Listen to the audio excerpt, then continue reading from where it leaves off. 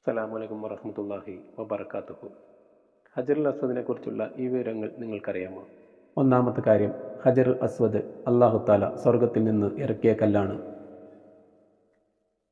ഇബ്രാഹിം നബി അലൈഹി സ്വലാത്തു വസ്സലാം കഅബ പണിത സമയത്ത് ജിബ്രീൽ അലൈഹി സ്വലാത്തു വസ്സലാം സ്വർഗത്തിൽ നിന്ന് എത്തിച്ചു കൊടുത്ത കല്ലാണിത്. തുടക്കകാലത്ത് ഈ കല്ലിന് വെള്ള കളറായിരുന്നു ഉണ്ടായിരുന്നത്. പിന്നീട് മനുഷ്യത്തിന്മയാൽ അത് കറുത്ത നിറമായി മാറുകയായിരുന്നു.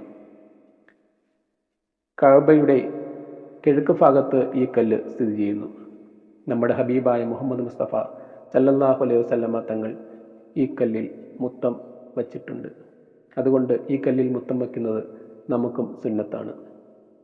ഈ കല്ലിൽ തൊട്ട് ആത്മാർത്ഥമായി ദുആ ചെയ്തവർക്കെല്ലാം ഖിയാമത്ത് നാളിൽ ഈ കല്ല് പാപമോചനത്തിന് വേണ്ടി ദുആ ചെയ്യുന്നതാണ്. ഈ കല്ല് കാണാനും ഇതിൽ സ്പർശിക്കാനുള്ള ഭാഗ്യം നമുക്ക് ഓരോരുത്തർക്കും അല്ലാഹു തആല നൽകട്ടെ എന്ന് ദുആ ചെയ്തുകൊണ്ട് അസ്സലാമു അലൈക്കും വറഹ്മത്തുള്ളാഹി വബറകാതുഹു.